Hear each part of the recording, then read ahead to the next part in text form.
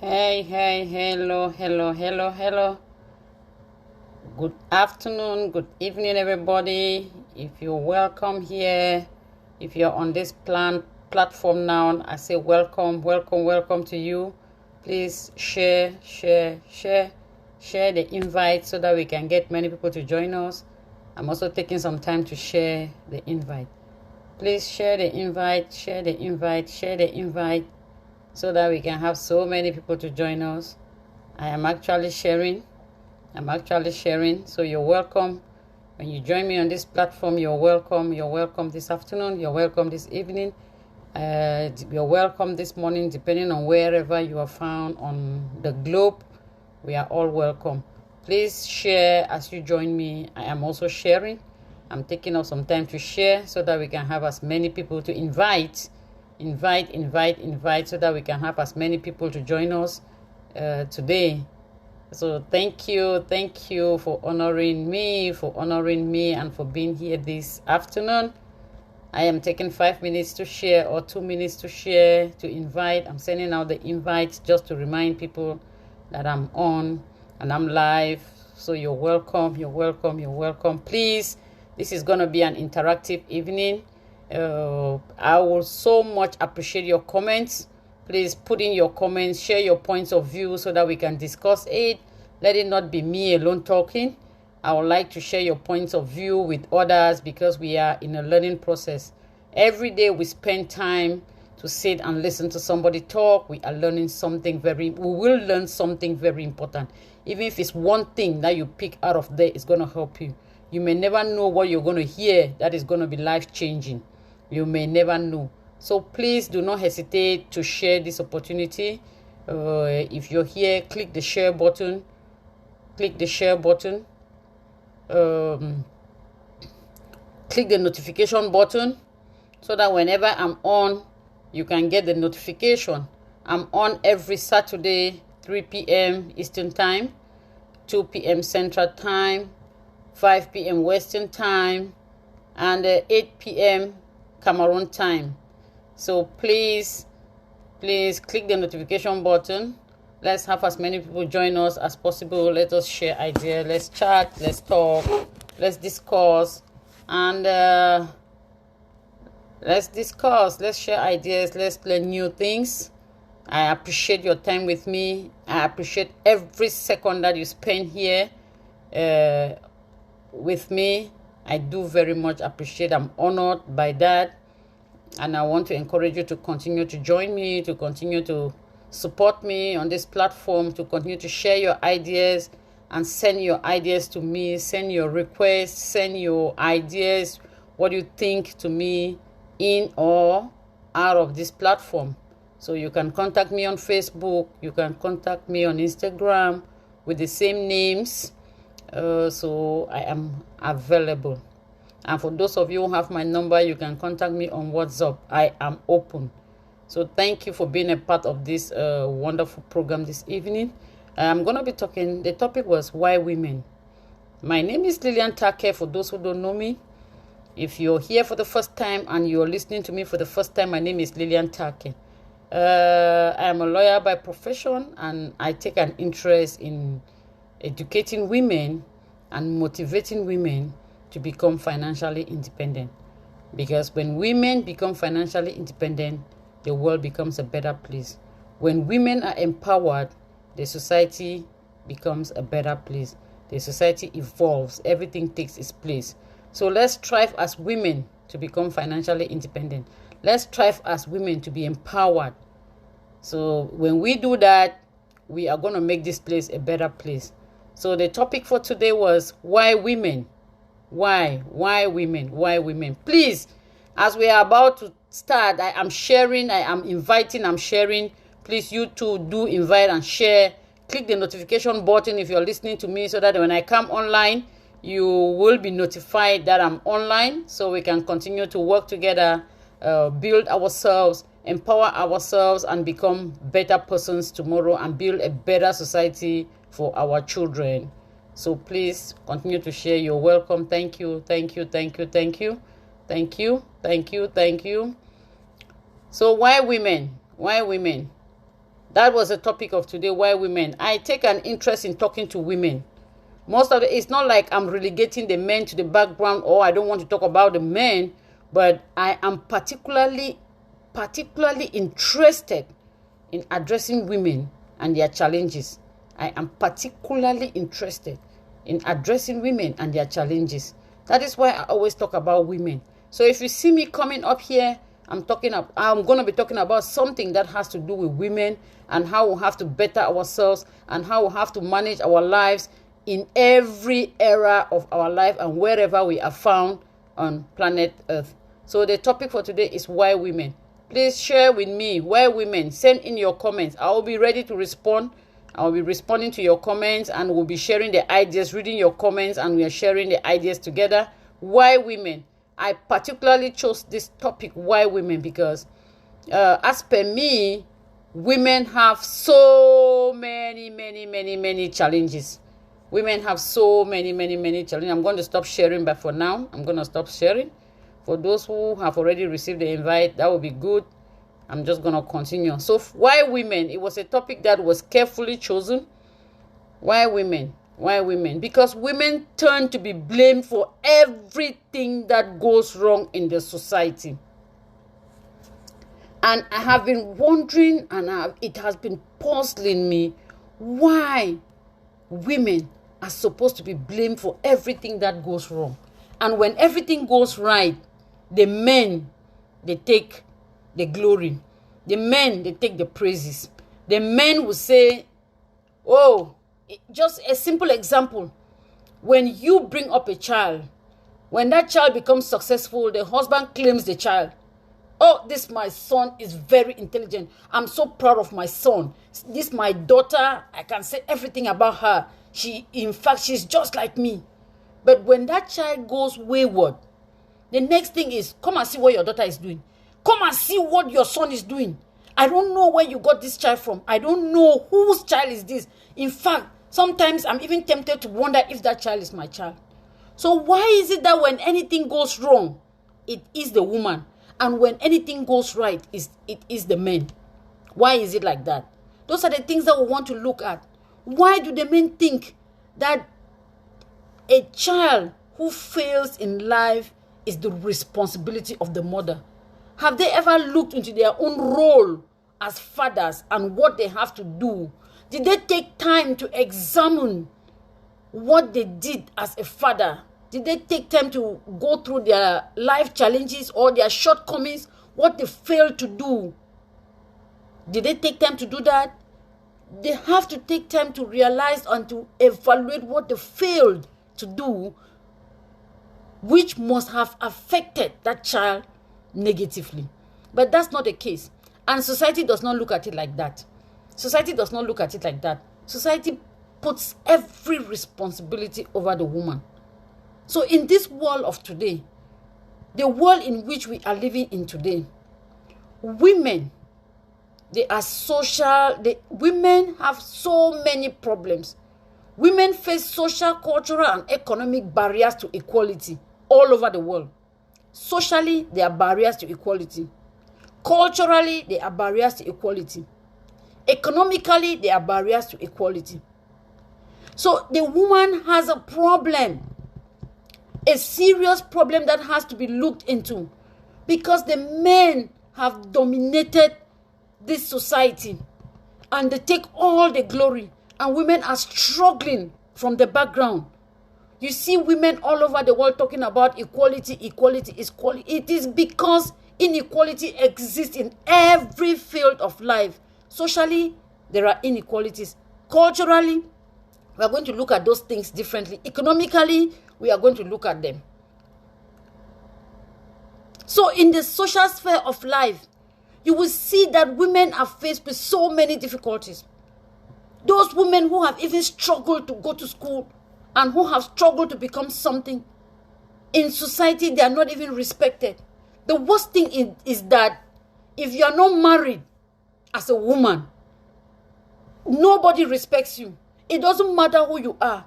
If you're a director, people will still call you. They will even insult you. Look at that prostitute, simply because you are not married. Who says that responsibility of a woman is based on marriage? Whoever says that? Who says that if you're not married, you are irresponsible? Who said that if you're not married, you are a prostitute? You are a failure in life? Whoever set those barems in life? The men. And the world has universally accepted it. It makes it difficult as a woman. If you are holding a position in a position of empowerment in the society, if you are a director, you are a minister, and you are not married, believe you me, men who are supposed to work under you don't see any reason why they should be answerable to you.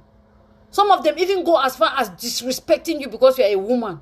And they say women cannot give instructions. It is all over the world. It is not only in Africa. Even in America here, we all saw it. When Hillary Clinton was running for president in the United States of America, the only reason why she did not succeed is because she's a woman. And the men did not see why a woman should become the president and give them instructions and rule them. Now, it was a simple reason. Because she was a woman. Is it that she's not qualified? She was 1,000,000 times qualified than the person who won. She was experienced in every field. She is a seasoned politician. She is educated. She has been in Washington for as long as you can remember. From her early ages, she has been this distinguished individual who everybody knew. She has worked in all the sphere and all the social areas in the United States of America. She had every qualification. If it was based on qualification, she could have won. She could have been the president. But simply because she was a woman, people neglected her. People just told themselves, I cannot be ruled by a woman. No, she's not. And the person who won the elections had no experience. Is not a politician. Is not even intelligent. Did not go to any. I don't want to say. I mean, if you're comparing him with Hillary, there was no match. So even in the United States, we have those same problems. It is not only a problem that is back at home. So it is a problem that we have to look into and see how we can fix this problem so that our children who are growing up, the girl child who is growing up, grows up to be more empowered, grows up to find her position in society and to be respected for who she is, regardless of whether she is married or she's not married. Those are the things that I want us to look into. Because marriage does not define you. Marriage does not make you responsible. If you are responsible, when a man is not married, the man is qualified to hold every position that you can think of in the world. And you're not going to hear any negative comments. But when a woman is not married, it's a barrier. No, she's not married. She cannot be this because she's not married. You see, women, that is socially, women are suffering. And women, you know, when it comes to socially, women are even abused. And because they are abused, sometimes it goes to be like it is just a normal thing for a woman to be abused. Women are harassed. Women are harassed. Some of them even go to their workplaces to look for jobs. They are harassed. They are sexually abused. They are treated like second class. And it doesn't matter how hard you cry. Nobody gives you a listening ear. It makes it so difficult for women to even think. You know, some women just get scared about these vices of society and they don't even want to dare. They don't even want to dare to go into the world and see what they can do. They are just carried away by the challenges of society. They are carried away. They are afraid of what the world looks like. And some of them have even dared to venture into other fields of life. And because of the challenges that they met, because they were either sexually abused or because somebody gave them a precondition to an employment, a job in which you are well qualified and you had everything to qualify you for that job. Somebody tells you, okay, you have to sleep with me if you want to get this job. You know, some of those things, they affect the women psychologically, and these women just go into their shells and they will never go out to look for employment. And they will never even voice it out because they are scared of the fact that if they say it, the society is going to shun down on them and tell them that is a lie. Or that probably you went into that man's office and you tried to seduce him, and because he did not want you, you are making stories. Thank you, my sisters who are joining, my viewers who are joining. Thank you, Stella, Mickey Stella. Thank you, my boss lady Stella Agbo from France. Thank you, my sister from England. My Eddie, thank you for everybody who is taking off time to be with me. Please just put in your comments as we go along so that we can discuss them. And please continue to share and continue to invite. Continue to share and continue to invite. So that is how women go through all of this socially.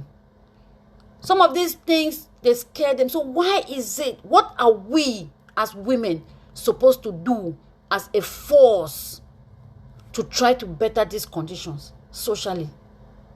Why are we, instead of trying to come out as one voice to fight these challenges, why are we our fellow sisters' enemy? Because sometimes when you go out into the society and you look closely, a woman is a woman's greatest enemy. A woman does not want to support their sister or brother, their sister whom they see doing something that can affect the society positively, or a woman who is actually struggling to make ends meet or struggling to make a change. They will not support her. They will not. They are going to be your worst enemies. A woman will go out there and she will be talking about you, and she will even go out there and try to encourage other women to rally against you. But if we learn as women that we can come together as a force, we have to first of all recognize our challenges. We have to recognize the difficulties that we have. If we don't recognize those difficulties, we will not even have a reason to come together as a force.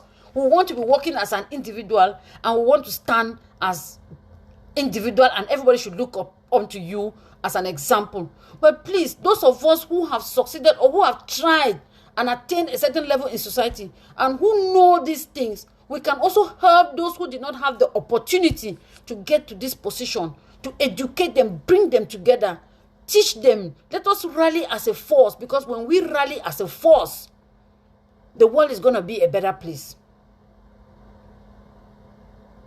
So we have to be, yes, Stella, we have to be each other's keeper.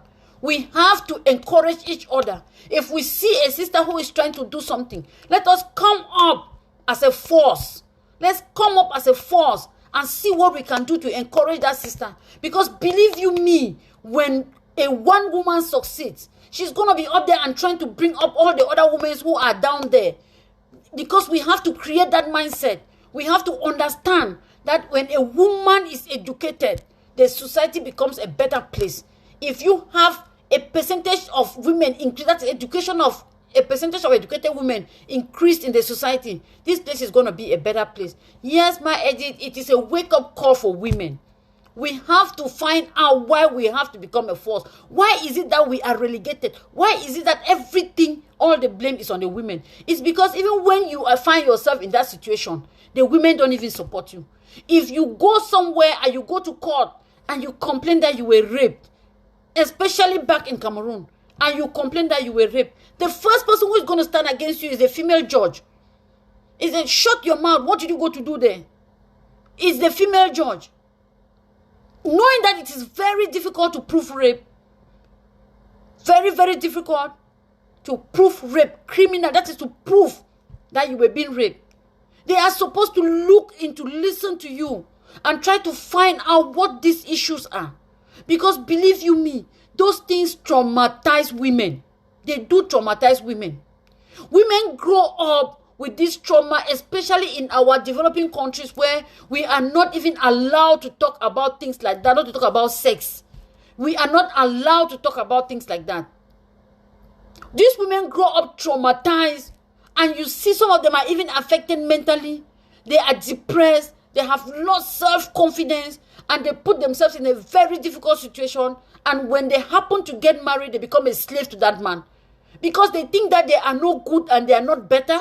They are just, to them, they are lucky to have that man, and they just sit there regardless of what the man is doing, without understanding that you were the best thing that happened to that man when that man got married to you. Because if the man had betters, he would have gotten married to betters. You were the best thing that happened to that man. But because something happened to you in the past that has affected you now, that has affected you all through your life, that has killed your self-esteem, that had made you to believe that you are less than nothing and that you are worthless, you start glorifying and worshiping the man who got married to you, regardless of how he treats you, just because you think that that is the best thing that has happened to you. No, that is not the best thing that has happened to you. You were the best thing that happened to that man. And the man is the best thing that happened to you. Because if you two had a better choice, you would have chosen the better choice. You would not have chosen the man. And the man ended up with you because you were the best choice that he could have had. So when you two understand that you are the best thing that happened to each other, the relationship is going to be different. The relationship is going to be different. Culturally, there are so many cultures where children go to get married. They send girl child, early marriages. You go to early marriages and you don't even have the right to choose the man you want to get married to. Your parents do the choosing for you and they send you there. In fact, they're not even asking you. They just tell that is your husband. You go there at the early age where you know nothing about marriage. You know nothing about society. You don't even know how it functions. You don't even know what marriage is all about. And they take you to go and get married to a man who is 15, 20, 25 years older than you are. What are they expecting of you? What do they expect of you? You just went into that marriage, you don't know anything. It's not even your choice. That is cultural abuse. It is not even your choice. But you are forced to go and get married. Sometimes some parents even go as far as sending you to marriage because your parents borrowed money from somebody and they are unable to pay that money. And they said, okay, I'm going to give you my daughter for that. And that is just a reason enough to abuse a child. Because you borrowed money and you send that child to an early marriage and that child is maltreated and you become the man's property and he can treat you the way he wants. And you know what? Your mothers are also behind you. Go and get married to that man. I don't want you in my house. I don't want a prostitute in my house. All your friends are getting married. You finish from university and you are struggling to earn a living. Your mother is behind you. You are not getting married. Why don't you want to get married? All your friends are married. All my friends' children are getting married. You're the only person who is not getting married. I don't want disgrace in this family. Whoever told us that the fact that you are not married means you are a failure or you are a disgrace? You have to be empowered and you are complete. You are a success story. You are a respectable and responsible woman in society, regardless of whether you are married or not. A man does not come to complete you.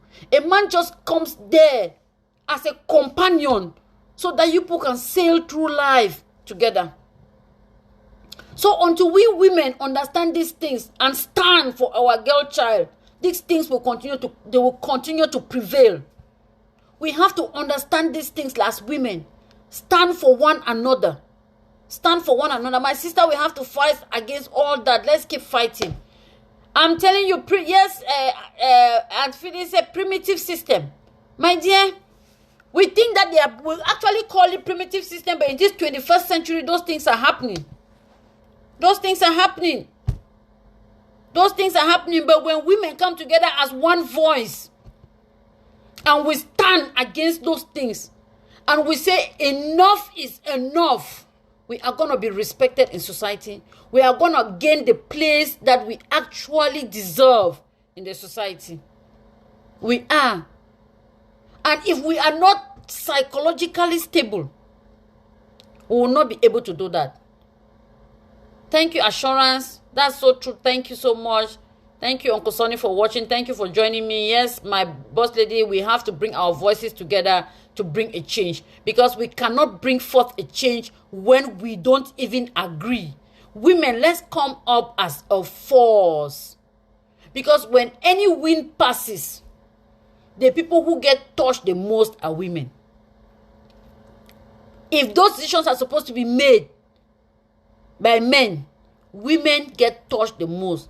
But when we come together as a force and we begin to realize the things that we are facing, and we start as one force and start fighting, we are going to create a better world for our children.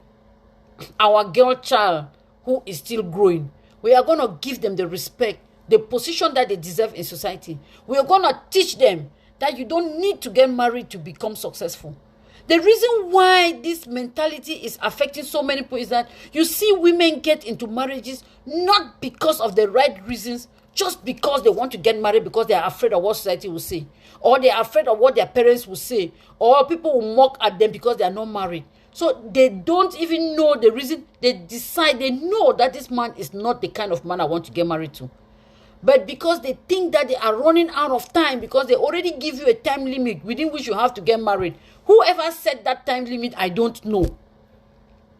And you look at you and say, oh, the time is passing, I have to get married. And anybody who comes, you just get married to that person without even thinking. You know he's not the right man for you, and you get married to him. Marriage is a very difficult institution.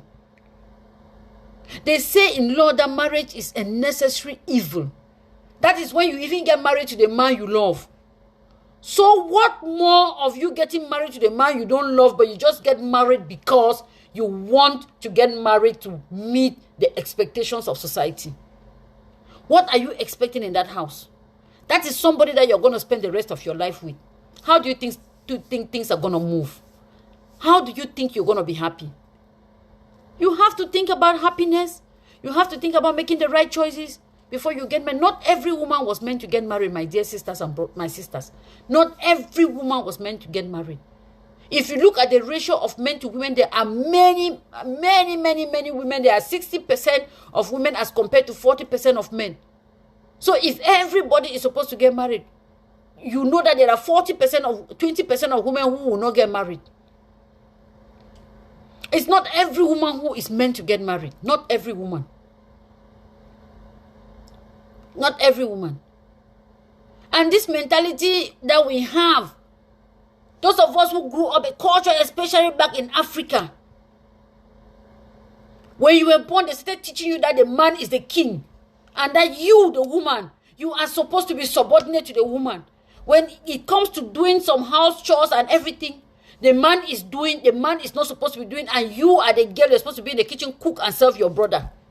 When it comes to economizing finances, and because the money is not enough, one person has to go to school, the girl child is going to forgo her education for the male child.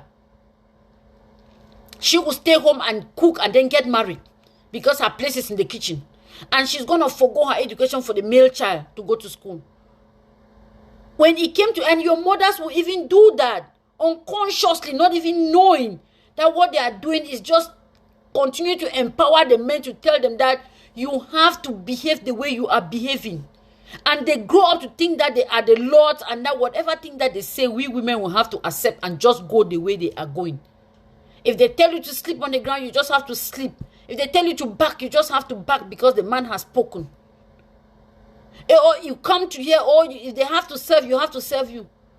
So so many men are bringing African mentality abroad, exactly because we were brought up to know that men are the lords. They have to serve them. They have to do everything for them, regardless of whatever that woman is doing. The man sits and does not even know what is happening in his house. They come abroad here, and when times are so challenging, they still think that the women have to still come and cook and serve them and wash and do everything for them, and they don't have to contribute. We are not saying that. I'm not saying that women should disrespect their husbands, but I'm saying that this thing is mutual. It is mutual respect. It is a family coming together and making sure that they join their forces together so that they accomplish what they are supposed to accomplish as a family and become successful. If the burden is heavy on one person and the other person is just around perambulating the town, it cannot be easy. The goals or the objectives or whatever you people had planned for that family will never be realized, because we need your forces to come together as one. We need these forces to come together as one and work as one family. So that when the man is doing some cooking, or the man is carrying the baby or changing the baby, you are doing some cooking or cleaning, the man is doing something, giving you a helping hand. When that happens, The woman will just give as much as possible. She will be running to serve you, running to do whatever for you without you even asking. But when you sit and lie down and you think that this woman has to do everything for you and you don't do anything, it creates friction in the house. Because she is overwhelmed at one point in time. She's tired, she's exhausted, she's mentally and physically exhausted and overwhelmed, and it creates friction. And the next thing is, oh, this woman is disrespecting the man. So let's try as a force. Women, let's come together. Let's examine our challenges. Let's see how we can address them. Let's see what we can do to make this world a better place. Because when women are educated, this world is a better place. When women get involved in decision making, that decision is sure to be lasting. Because women will take their time, they reflect, and they think about the long and short and long-term consequences of that decision before making it. So if more women get involved in decision making, that decision is going to be long-lasting, and it is going to be better, and it will affect the situation positively, and it's going to create a better world for everybody. For everybody. When it comes to the workplace, economically, like I was saying, women are discriminated against. There are certain jobs that women are not supposed to do. I don't know who set the standards, because women go to school as well as men. Women have the same certifications as well as, so women are even more brighter than the men. But then when it comes to the reality on the ground, they tell you women cannot do this job. The jobs are for men. This mentality is not only in Africa. Even in America, we have this mentality. In America, in Congress, it's only 24% of the members in Congress that are women. Why? Is it that there are not qualified women in the United States to become members of parliament, members of the Congress? It's just the idea that women are not fit. Women are not fit to be in this position. They are not fit to be in the position where they make decisions. Women are not supposed to be there. When it goes to jobs, even when you are working, you have the same qualification with a man. Men are more paid than women. You're doing the same job as a man with the same qualification. Sometimes your qualification is even higher than a man's qualification, but he gets a salary that is almost twice your salary.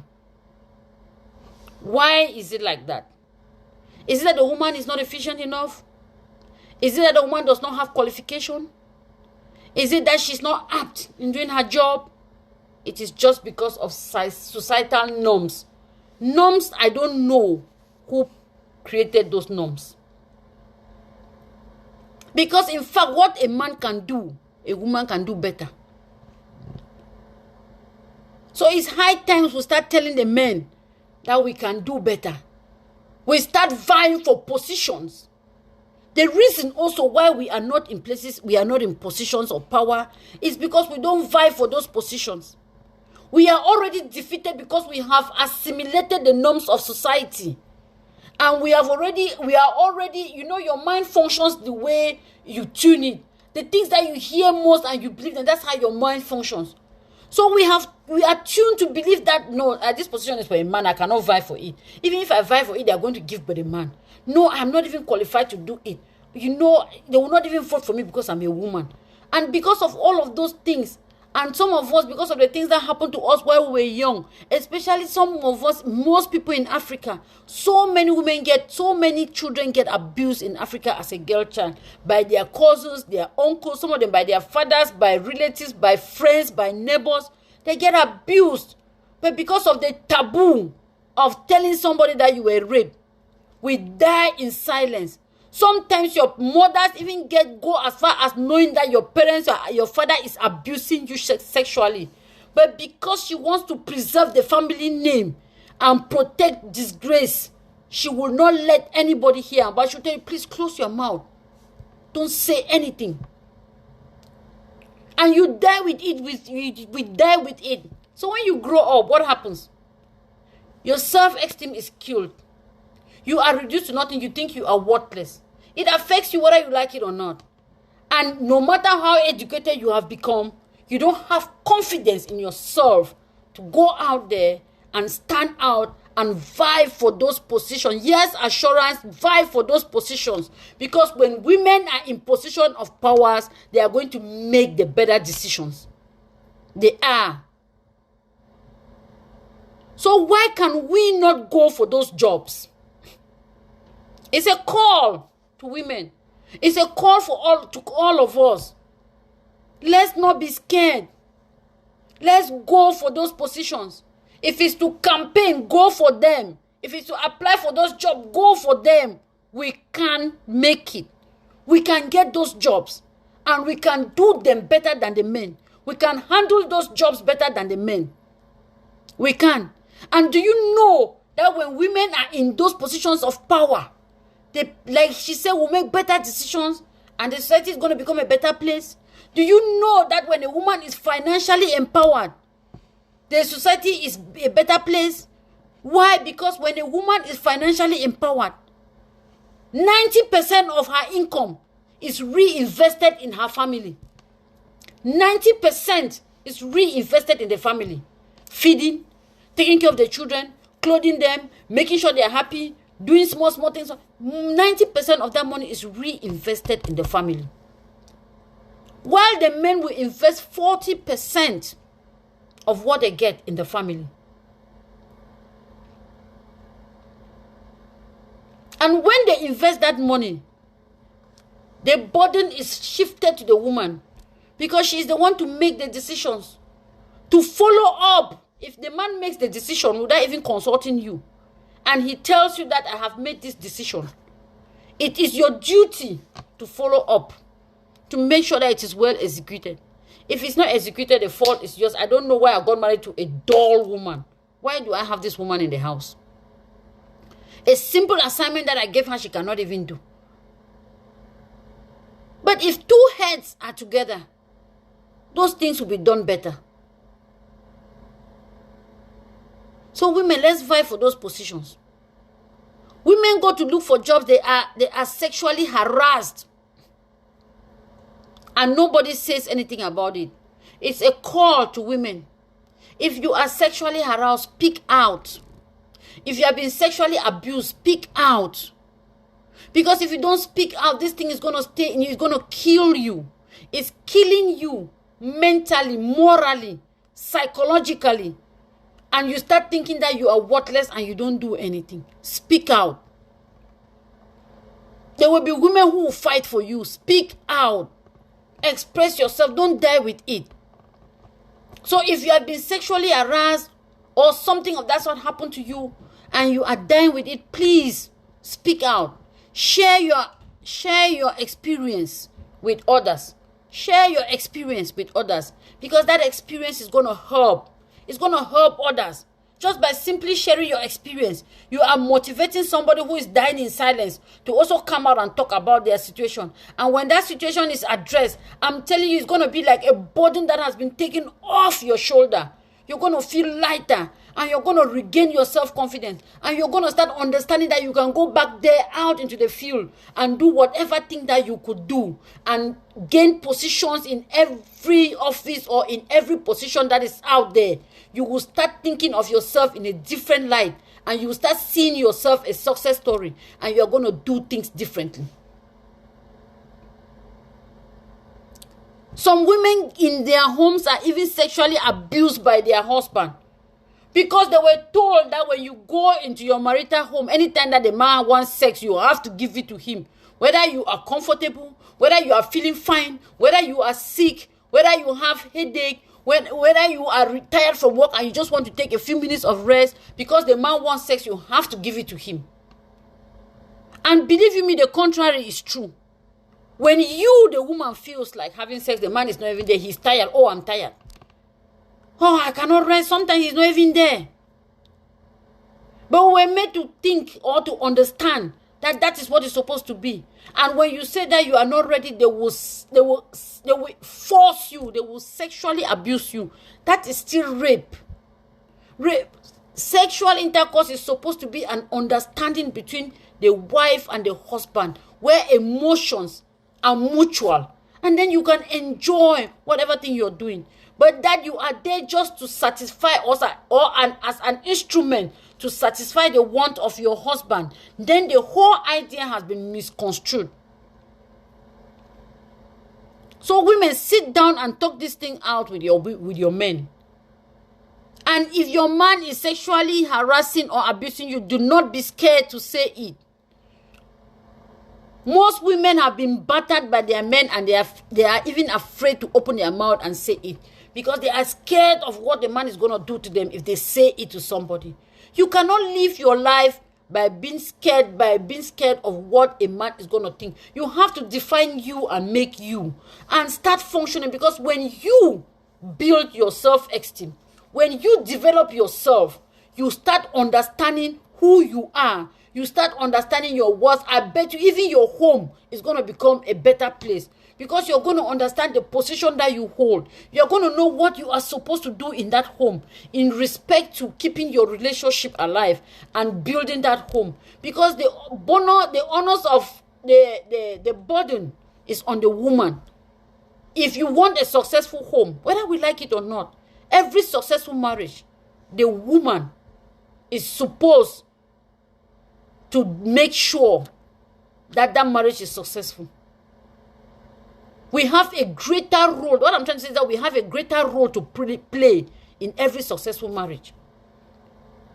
Because when we are more educated and we understand, we are not going to enter into competition with the men. Some of us think that competition or fight. No, you don't do things like that. It's not going to work. We are going to address issues differently. We are going to make the place a better place and comfortable place. We are going to take better decisions that are going to affect the man positively. And the man is just going to find himself becoming more loving and more caring, because he realized that he is comfortable where he finds himself, and that everything that is done with the hope of making that family successful. But when we resolve to conflict will not solve the problem. We have to look at other ways to strategize to find out how to resolve this problem. Talk to counselors who are out there. They are going to give you advice. They are going to give you advice. And today, let me take the scenario of the coronavirus that came along. The coronavirus came. It shook the whole world.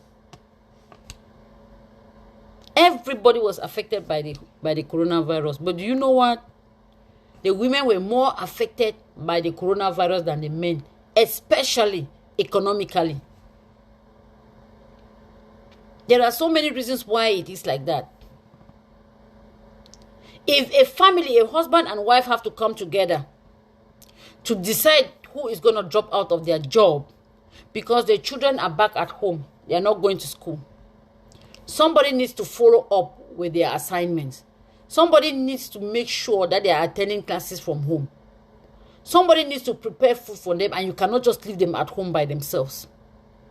Somebody needs to be there. Somebody needs to guide and protect those children. And if the family has to come together as husband and wife to decide who is going to stay home, you know the obvious answer is going to be the woman. Do you know why? Because men get paid more than women. They are economically more powerful. You could even be doing the same job or have the same qualification with your husband, but your husband is being paid twice as much as you are paid. So, for the sake of maintaining the living standards of that family, it will be better for you who is less paid to stay at home. So many people have dropped out of their jobs. So many women have dropped out of their jobs during this corona period. So many women. Statistics has shown that 850,000 women have either resigned from their jobs or lost their jobs during this corona period in the United States of America, whereas only 2,650 850,000 people, men, have lost their jobs, while 850,000 women have lost their jobs or resigned from their jobs. 265,000 have lost their jobs as men and resigned from their job. So you see that women have lost their jobs almost four times as much as the men. So most men are working and most women are back at home because of the coronavirus. So when there is a wind that passes, the women are affected mostly in the negative. But we women have to be financial. We have to learn to find a way. I know it is difficult because you have to come and stay home and take care of the children. The burden is on you. You have to make sure that the children are going to school. The burden is on you. You have to make sure they are eating. The burden is on you. You have to make sure that their dresses are washed and they are properly dressed and they are well groomed. Everything is on the woman. So do we think that it is time for us to start empowering ourselves so that we'll be able to handle these things without any stress?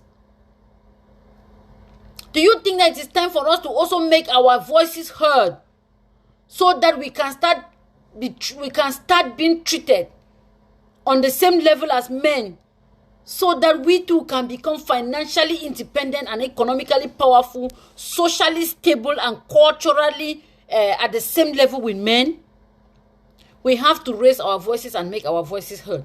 If we don't make our voices heard, then we are going to stay where we are. Our children will grow in the same situation where women will be affected in every field. Economically, we are affected. Socially, culturally, we are affected. We have to raise our voices as one to make sure that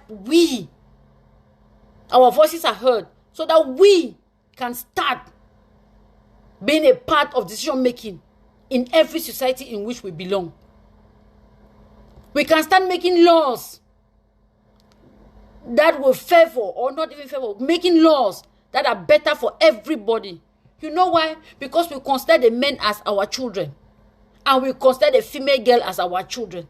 So our interest, we have the best interest for the men and the women.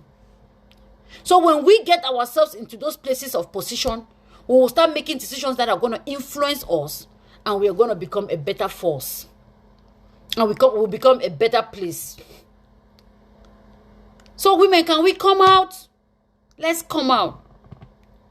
Let's come out. And let's not make excuses, because we can fix these things. All the things that we are talking about, we women can fix it. We don't have to make excuses. You know why? Because we have all of these difficulties does not mean that we just have to accept, or we don't have to take them as excuses. Most women are taking all of these challenges that I've been trying to analyze here, they take them as an excuse. Oh, I cannot do anything. I cannot work. I cannot. I will not even get a job. I've been applying for a job for the past 20 years and nobody's giving me a job. I have classmates who are even not intelligent in class I am, because they are men. They have good positions. They have good, but me, I'm a woman. I don't have a job. Oh, I'm going to get married. I'm going to get married. My husband is going to take care of me. Whoever told you that your husband is supposed to take care of you? Your husband has 2 hands, 2 feet, 2 ears, thinking like you. Go out there. Do something for yourself and become financially independent. Become powerful. When you become financially independent and you start being an asset to your husband, the husband will start respecting you. They're not just going to treat you like nothing. And also, I'm talking to the men who are listening and who will listen. Please, if you're listening, you're welcome. Thank you for listening. Thank you. Please send in your contributions. I'm watching. Yes, women speaker, I'm watching. Send in your contributions. Let us talk, because it's a serious issue that we have to talk. And then please don't stop. Share.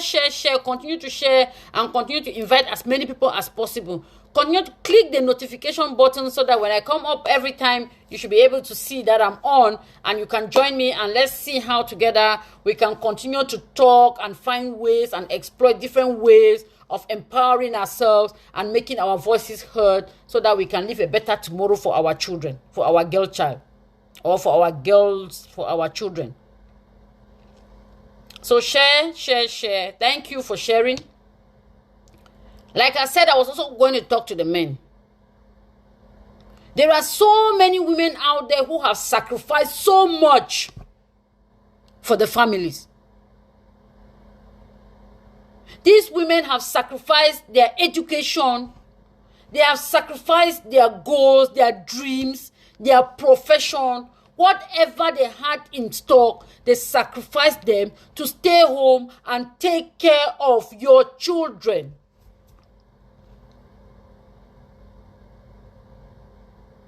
They take care of the children, they take them to school, they take them to their classes, to their extracurricular activities. The mothers are there, they make sure that they are eating, they cannot leave their children alone. And because of that, they are forced to stay home and take care of these children. And these women have sacrificed so much, yet some men are so, I'm not saying all, some men really recognize the fact that women do that, but some men have refused to recognize the part that those women are playing in the lives of those children. And when those children become successful, it's going to be the man's pride. My daughter is this. My son is this.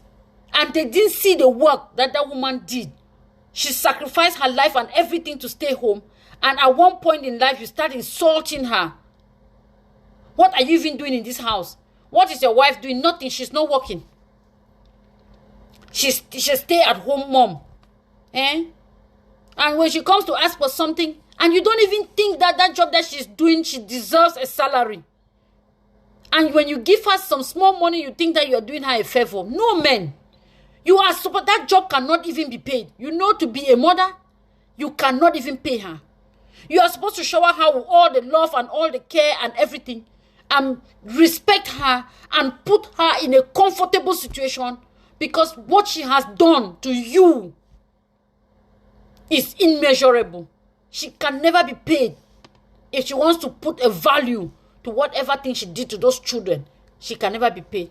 So men, please, when women sacrifice their lives to stay home and take care of your children, please do not insult them. Please do not treat them like underdogs. Please do not treat them as if they don't have any value in your life. Because these women deserve every respect in the world. So men, if you are in that category and you are listening to me, please take time to evaluate what the women have been doing to bring up those children. Take time to look at your children. And please take 1 week and stay at home and let her take a vacation. Let that woman take a vacation and go to somewhere to just relax by herself, and you take off from work 1 or 2 weeks and stay home with those children for 2 weeks. By the time she comes back from vacation, you will start respecting her, and you're going to sleep on the ground, and you're going to be telling her, oh, mama, thank you, you came back. Probably by the time she spends 3 days there, you'll be on her phone every day. When are you coming back? That's when you start understanding the importance of what that woman has been putting in all through the years to make that family what it is.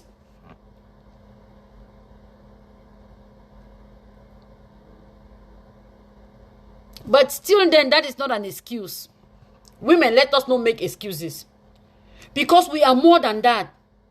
We are endowed with so many talents. God gave us extraordinary talents and extraordinary force, because God knew that the burden on the woman is heavy. God knew that the burden that the woman carries is heavy. He gave us extraordinary strength and extraordinary powers to be able to meet those challenges. God is not going to give you something that is more than you. So please, women, let us not make excuses. Oh, I stayed home to take care of the children. Now my husband is insulting me. Or he left me for another woman. Yeah, he can leave you for another woman. You stayed home for the past 20 years, taking care, or 15 years, taking care of his children and not taking care of yourself. He goes out there, he sees a working class woman who is looking shining and bright, and he starts going out with that woman and he forgets about you. What are you going to do? Take him to court, and so what? What does it change? He has destroyed your life. What are you going to do? Nothing. Let us not give excuses, women. Because we have the talents to turn every situation into our favor. We do. They say when nature throws lemons at you, take them and make lemonade. We have those challenges. They're everywhere. We have them. We face them on a daily basis. If we are honest to ourselves, the challenges are so many. Women are sometimes really overwhelmed with the things that are happening. But then, if we are calm and cool-headed, we can, with the strength that God gave us, we can overcome this. Thank you, my friend Patience Gam. Thank you so much for watching me. Thank you. Please, thank you. Please click the notification button and continue to share. I'm also waiting for your contributions on this topic because we have so much to say. Please be putting in your contributions. Whatever thing you think about what I'm saying, put it in so that we can share. Everything cannot come to me. Sometimes I run short of words and sometimes of ideas. Please just put them in and let's share. Thank you, Agnes. Thank you. She said good advice and educational food for thought. Thank you, my dear sister. Thanks for appreciating. Please share and send in your contributions. What do you think, so that I can also read them and we can also discuss them. Thank you so much. So like I was saying, we have talents in us. We have God gifted us women with strength, extraordinary strength. Let me take a scenario of our mothers back at home. It's just a small scenario before I come back to modern day women. Our mothers will get up in the morning. They clean the house. They have 5 children. One maybe is 2 years, one is 1 year, and she's pregnant. They clean the house. They make sure that everywhere is clean. They feed, they make food for the children and for the husband, and they prepare to go to the farm. They carry 1 child on their back. They hold 2 children by the side, and they are going to the farm. They carry what they are supposed to carry on their head, their hoe and everything on their head, and they go to the farm. They go to the farm. They put those children on a mat, and they are walking. They finish walking. They carry a big bag of cassava, put it on their head, carry 1 child on the back, hold the other ones on the arm, and they are going back home. When they get tired, she carries this one on this side, and she carries this one on this side, and there's one behind her back, and she's pregnant, and she's going. She still gets home, and she's still powerful enough to shower those children, prepare something, give them dinner, put them to bed, and still prepare something and give to her husband. And believe me, maybe in the night, the man will still want to have sex. Can you believe that some of our mothers went through that and they were successful to bring up children like me? I am the 10th child. My mother had 10 children with no support, no help. She did everything that she could do for all of us. And she was still strong enough to bring us and still inculcate all the values that we needed to know, or we needed to have. She still inculcated those values in us, and we still grew up to become successful. Today, modern day woman, what is it that we cannot do? We are educated. We are talented. We are sociable beings. We are interrelated. We interact with one another through the social media. We talk to people all over the world. Mothers did not even have a phone. They were reduced to the people that they met on their path, either to work, either to farm and back, or from church and back. Yet they still succeeded. Today we have the opportunity to relate with people all over the world, in all the 4 corners of the world. We are educated. We are smart. We should not make excuses. Let's turn every situation that we find ourselves into our good. It doesn't matter how difficult that situation is. We can make something out of this. Let us not make excuses. Excuses are for lazy people. Oh, I cannot do this thing. Oh, I cannot do anything because I'm staying at home taking care of the children. My husband said that I should not work. Let me stay at home and take care of the children. You could have stayed at home and taken care of them because you did not know. But today, the world has evolved. And there are people out there telling you that there is something that you can do to empower yourself financially.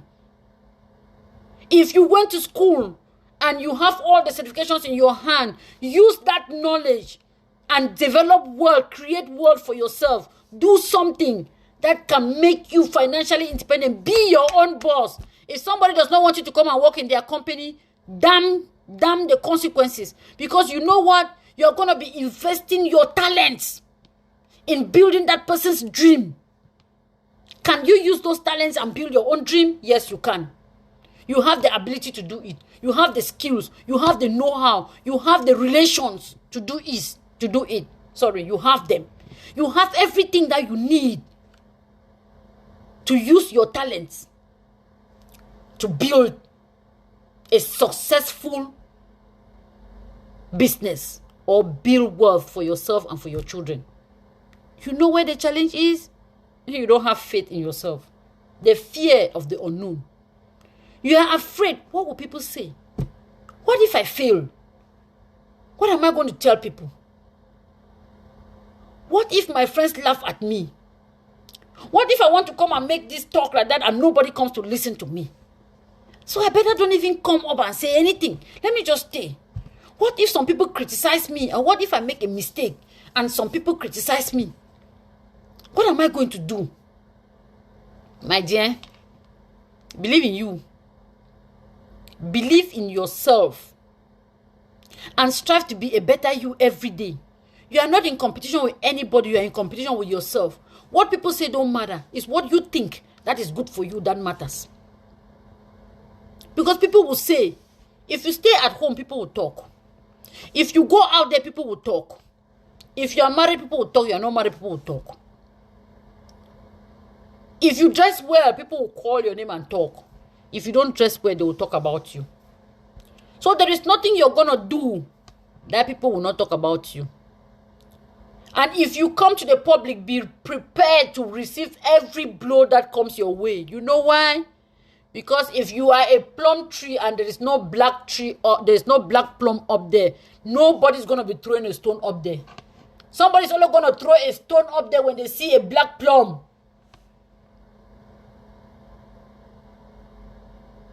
So if you know your worth and your value and you know that that thing that you have in you is going to impact a life, my dear, do not be scared about what people are going to say, because regardless of what you do, people will say. There are people out there in every category. You have friends who are just watching to make sure that you fail, or just watching to make sure that you make a mistake or an error, and they say, hey, Ambo talk. You heard her. She made a mistake. Oh, hear what she was saying. There are people out there who are going to just sit and say, that one too. Wait till the show. They don't even want to get the message that you are trying to pass. And there are others who will hit their hand on the ground and say, she cannot succeed over my dead body. But my dear sister, you know what? When you strive to be in competition with yourself, you will strive. When you have God as your foundation, and you strive to be a better you on a daily basis, you will strive, because what? Believe you me, there are people out there who will see something in you. There are followers out. You don't need to get 20% of the world's population following you. You just need even 0.1% of the world's population who see something in you. And who think that you have impacted their lives in one way or the other. And then you would realize that you are doing a perfect job. You will realize that you are impacting lives. So why can we not just come out with those hidden talents? Yes, my friend Vivian says, yes, those hidden talents need to be exploited. Exactly. Women have strength, and they are God-given strength. God gave us wonderful gifts. So let us exploit them. Let us not make excuses. Let us not think that we are not up to the task. Let us not complain about everything around us. Let us not acclaim some decisions that don't make sense because we want to just stay at home. My husband said that I should not work. My husband said that I should stay at home and take care of the children. My husband said he does not like a working wife, but your husband is out there running after professionals and doctors and lawyers, but he says that he does not want a woman who is working. My husband said that he does not like a woman who does makeup, but you see him out there with a woman who is well dressed and looking beautiful and pretty. And my husband says that I should just stay at home. He's going to provide everything for me. But if he likes a woman who is staying at home, why is he running after a woman who is working out there? Because he wants to subdue you and put you in a position where you cannot say anything. In a position where you are powerless. And you think that is a virtue. And you start thinking that my husband loves me. And you give flimsy excuses. My dear sister, let us not take those excuses. We were opportune to go to school. It is true that the women in the days were relegated and most of them did not go to school. We were opportune to go to school. And even if we were not opportune to go to school, we are opportune today to sit in front of our phone. Education is not only in the classroom. We learn on a daily basis. We are opportune to even turn on social media and see somebody educating you on something that can change your life in one way or the other. Or you're going to see a woman out there presenting an opportunity that could be a life-changing opportunity to you. You don't need to go and sit in the classroom to become a successful woman. You don't need to have gone to the university or become a lawyer to be successful or to become financially independent or to be able to exploit the talents that God has planted in you. You think those talents are not based on your educational level. They are not based on your achievements. They are not based on the relationship that you have with the most successful people on earth. Those talents are God-given talents and you were born with them. All you need to do is to exploit those talents. So regardless of your level of education, you can open your mind, open your brain and learn. When you learn, you are going to strive and become successful. Nothing is going to stop you. Let us not make excuses. Let us not say the world has relegated me to the background. I cannot be anything. I have dropped my application in 20 places and I don't have a job. My husband says that I should not work. My children need my attention at home. Yes, they are valid reasons. Yes, but there is a way that we can use this situation and turn it into a profitable situation. If you are with me, please say something. Yeah, my dear sister, I'm going to say that 1,000 times. Thank you so much. Thank you. Thank you, Vivian. Thank you. Please, if you are with me, I want to hear your contributions. Let us share. Let's talk. Thank you for the likes and the likes. Thank you. I want us to share ideas. And please don't forget to share this video so that as many people as possible can get this video. Because we'll be impacting lives. We're going to be touching lives all over the world. We'll be touching the lives of women. We want them to get up from slumber and know that we can do better. And teach our children that we can do better. Do it in your own way. If you're that woman who has a lot of humor in you and you can come here and make people laugh and through laughing you teach them something, my dear sister, go ahead. You have something to do. If you're that woman, we can interrelate with the whole world. It doesn't matter where you find yourself, just through your phone. Can we make use of these public relations? We can make use of them and become rich. Your riches are the people that you have in your life. We are able to touch people in all the four corners of the world. What is holding us back? Is it that we don't have the ideas? Is this that we lack the know-how? My dear, we are out here educating you and also presenting opportunities to you. There are opportunities that you can grab and turn your life around and change your life situation. Grab those opportunities. Change your life. There are women out there. There are women out there. Thank you, Patricia, my daughter. Thank you so much. There are women out there who are out to also help. There are others who don't even want to listen. But there are others who can spend 5 minutes and say, we don't have time. You have time. Time does not make us. We create time. Time does not create us. If you learn how to create your time, to organize yourself. Thank you, Linda. Linda said, when you organize your God-given talent, it's good to follow it because that treasure was given to you alone. Exactly. It was given to you alone because every individual is unique. Every individual is unique. Don't do it like Lillian. Don't do it like Linda. Don't do it like Vivian. Don't do it like Stella. Do it like you. Do it like you. Do it like you. Make you come out the way that you come. The way that it doesn't matter how you come out. Come out. Be natural. Be you. Don't fake. People will align with you. They will understand what you're saying. And you'll be affecting lives in one way or the other. So please, we come out there while we are motivating, while we are talking and handling the challenges that we are seeing with women and trying to find solutions on how we can handle them. It ends up with the fact that we have to be financially empowered. Women have to be financially empowered. They may say that money is not everything. They may say that money is not everything, but everything is money. There is nothing in this world that you're going to do without money. You need money in every aspect of your life. You need money. Even just to to voice out your opinion, you need money. Just to make your opinion. You know why people are still following Donald Trump? They are still following Donald Trump today. Big power, money.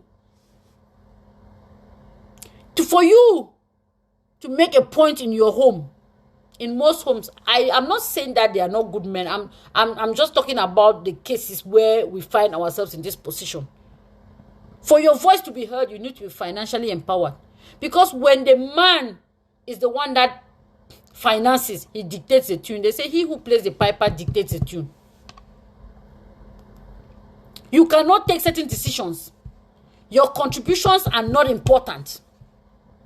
But when you work and when you make money, your decisions become valued. Your points will be heard. Even in your family setting, let us not talk only about husband.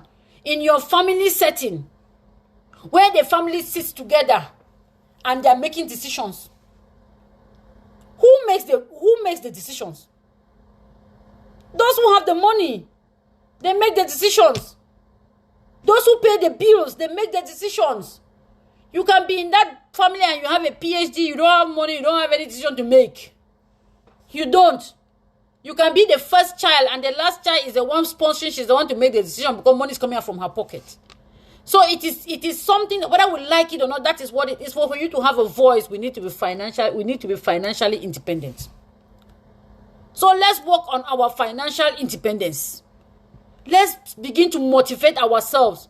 Those of us who left school and we had no jobs because we were not employed in one office because there was a precondition set. If you don't sleep with me, you're not going to get this job. Or those of us who are not having any job because they said that you are not fit to have that position because a woman cannot hold that position. Those of us who are not employed because we didn't just get a job.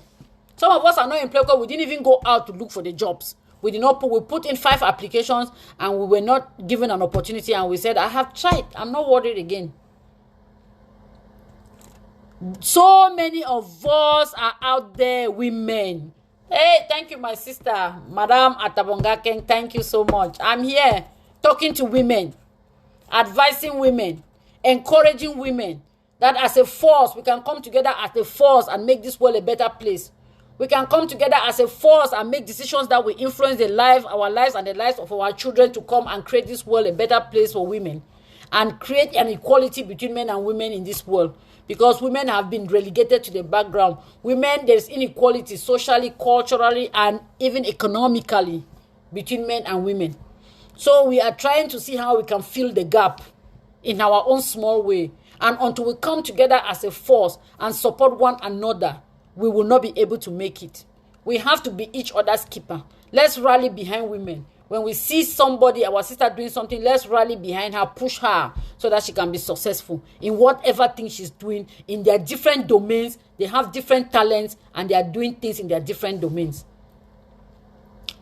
Didi, thank you.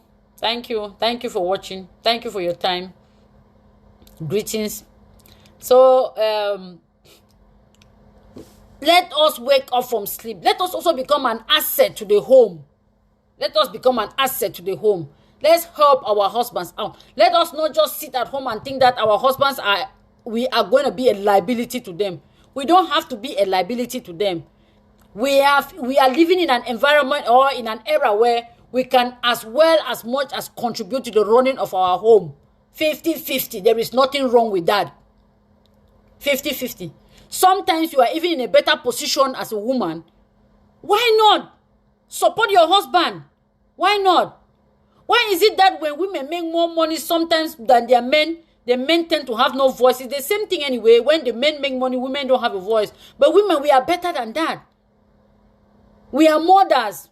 We have this gift that God has given us. We are mothers. So we should be able to handle things better. If we can take care, if we make more money than our husbands, there is nothing wrong with us making sure that our family lives up to the standard that they are supposed to be living. So let's do something for ourselves. Let's empower ourselves. Let's change. Let us not make excuses with every difficulty that is surrounding us. Let us start to exploit different opportunities that are out there. There are different opportunities out there. Do something for yourself. Create something for you. Build a legacy for you. It is good. Why? Not only because of now, but in the future. Because even when you stay in the workforce, when you go on retirement, if it is in my country, woe betide you. Because some people go on retirement 5 years after they even die without touching a franc of their retirement. But that was money that was kept so that that money can take care of them during when they are on retirement. And that money does not even, it doesn't amount to anything. But just a small something to give them something to eat and take care of their medical bills while they are on retirement. They are not even lucky enough to get that. Because you go through the ministry from one ministry to the other. By the time you get the money, if you are even lucky to get something, they have cut 3/4 of the money, and you have 1/4 that cannot even serve you for 2 weeks or 1 week. So if you are in Africa, can you look at an opportunity where you can make wealth for yourself, so that when you get to retirement age, you become the CEO of your own business?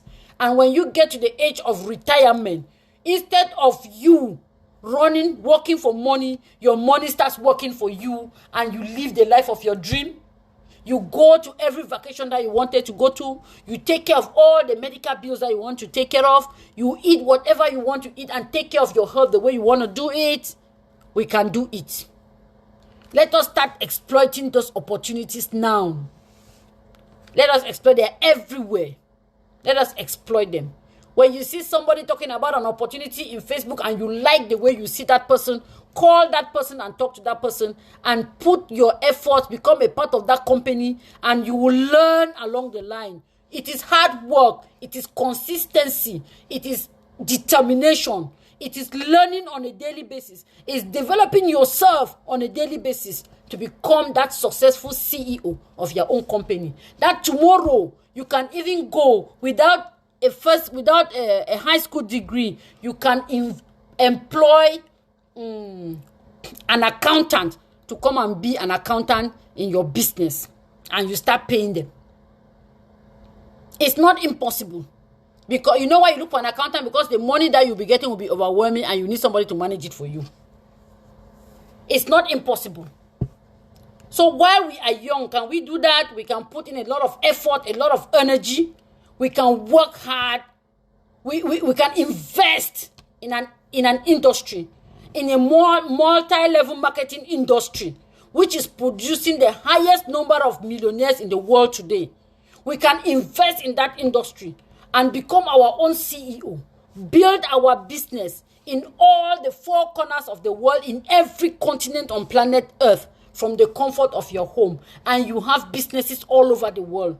So that when you get to that age when you cannot work, my dear, your money starts working for you. And you start making a residual income on a daily basis.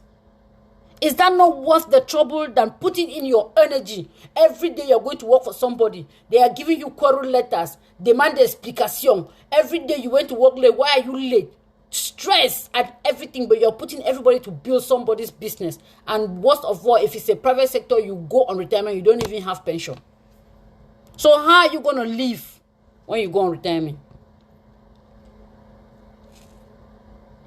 And those of us who are in the diaspora, we have so many women who are in the diaspora whom are sitting at home because they are taking care of their children, because the society does not permit you to leave children below a certain age by themselves in the house. Some of them, they are not working because their husband said they should not work. Some of them wanted to work, but they lost their jobs because of the coronavirus, because they are going to give priority to the men than the women. Like I analyzed that earlier on. And you are sitting at home, doing nothing, contributing nothing to the well-being of your family. I mean financially. You are doing so much, yeah, but financially. There are certain things that you want to do for yourself that man is not going to give you money. Is it not embarrassing to get up and go and tell your mom, please give me money for my hair, he give you. Please give me money for pad, they give you. My mother is sick, I want to send her money, they give you $50, you send to your mother. Whereas you, if you are working your money, you want to send even $1,000 to your mother with every week or every month, you send it without asking anybody. You leave the house, you want to go and ask your husband, I want lipstick, you ask. You want pants, you ask. Is that not embarrassing? It's embarrassing. Sometimes the man himself will even get overwhelmed And you know what? He's going to lash out at you and talk to you anyhow. Before even regretting or saying sorry, the words had already come out. You know that when words come out, they cannot be retrieved, right? The words have already come out. He's going to apologize later. I was just embarrassed. I was just overwhelmed. Yeah, he did. He apologized. But he said it. They said, out of the abundance of the heart, the mouth speaketh. Out of the abundance of the heart, the mouth speaketh. What came out is what had been in his heart for so long. So if he says sorry, yeah, he's sorry, yeah, because he wants peace to reign. But can you learn that that is what he has been going through and that's what is in his mind so that you can change your situation? My dear sisters, we are out here calling on you. I'm sitting here calling on you. If you are sitting out there and you don't have anything to do to better yourself or to empower yourself economically, please give me a call. I am looking for young, energetic, strong women, outgoing, relentless, and unstoppable women out there. I know that there are so many of you watching me now and listening to me. I am looking for those women to join me in my business, in my multi-level marketing business, so that together we can build a legacy for ourselves. Because when you join me, I'm just going to mentor you to become a CEO of your own business and you'll become financially independent. But it's not going to be a day's job. It's going to entail hard work, dedication, determination, learning, reading, developing yourself economically, going out there, listening to motivational speaker, learning from those who have already, succeeded in this field.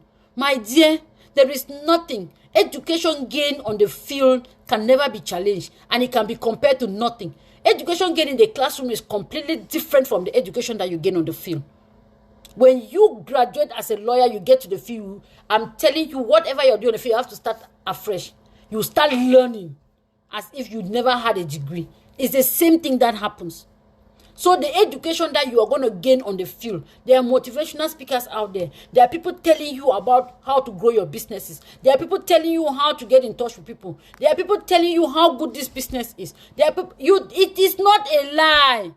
The multi-level marketing industry in Africa is still yet not developed because people still have a preconceived notion about it and they think it's a scam. It is not a scam. It is the highest paid industry in the world. And it is not an industry where you go and invest money and just sit and say, hey, they told me to put my money, I put my money, I've not made any money out of it. Money does not make money. You think money can give birth to money? When you put in your small income, you are buying a product for yourself. It's not like you're going to invest some money and put some money and say, this money I'm investing in this business. It is not an investment industry. You are building a company, an enterprise for yourself. So you're going to be putting in energy, working, finding out ways to build this business, talking to people, sharing your views, telling them why you think that what you have to offer is important, and telling them why they have to join you. How together as a force we can change, because when we have economic power, we then have a voice. And our voice can be heard as loud as we want it to be heard. But if you don't have economic power, sorry, between you and me, nothing can be done. So please, if you are listening to me today, if you share, thank you. If you are out of abundance of the heart, the mouth speaketh. Women, let's open our eyes. It's true. Don't think that he just said it because he was angry. Somebody said, oh, he just said it because he was angry. No, he didn't just say it because he was angry. He didn't just say it because he was angry. It is because he has been harboring this thing in his heart and he's overwhelmed with it. He's actually overwhelmed with it.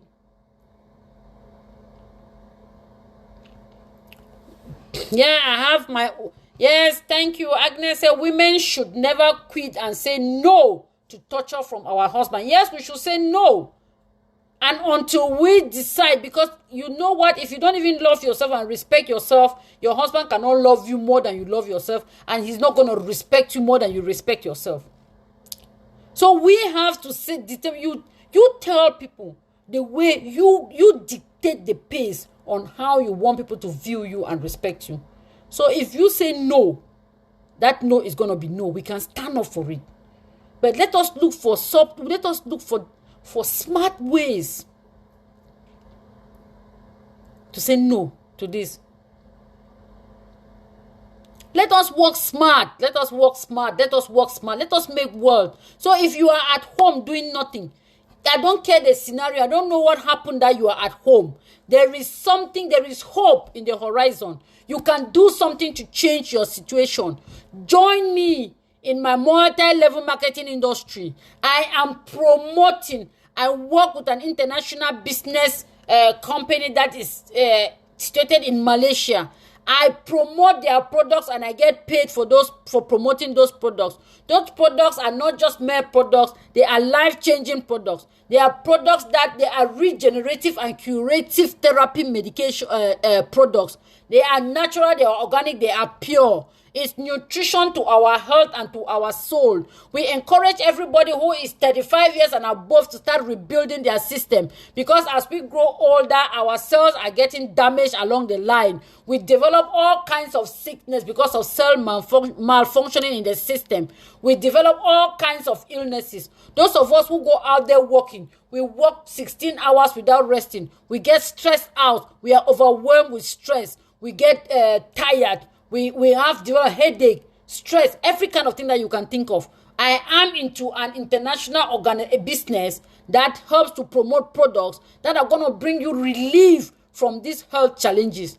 We have brought relief to so many people in 42 countries in the world, and we are still looking forward to having so many people join us to promote this business. We are looking for promoters, young, energetic, eloquent, and strong women. Women who are go-getters and who never give up. Think of yourself like that. Join us and we'll be able to teach you and direct you on how to grow this business and make yourself financially powerful so that you can have a voice in your home, in your family, in your community, and in the society at large. Until we gain financial independence, until we have economic power, then can our voices be heard. So can we try to exploit these avenues? Sit from your home, work from your home, change your financial situation. I am telling you, your husband might not buy your idea from the beginning, but when money starts coming in, when he sees how hardworking and determined you are, some husbands will join their wives at the end of the day and start supporting them in the business, because they have seen in that woman the energy and the zeal that the woman is putting in building her own business. There is nothing like being your own boss and be answerable to yourself. There is nothing you're setting your goals and getting to them. If you set your goals, no matter how big your dreams are, and you keep working on them and keep strategizing and looking for ways to overcome challenges that stand on your way as you are working towards building your dream, you are going to achieve that dream at the end of the day. Nothing is going to stop you. The only thing that stops us from achieving our dreams or our goals is quitting. Women never quit. Like Agnes Bongere said, women never quit. Thank you, my sister. That is a very good phrase. I don't know if it's a phrase or it's a slogan that we have to adopt. Women never quit. Please never quit. Because strength is seen in those who never quit. There is nothing you're going to do in this world without challenges.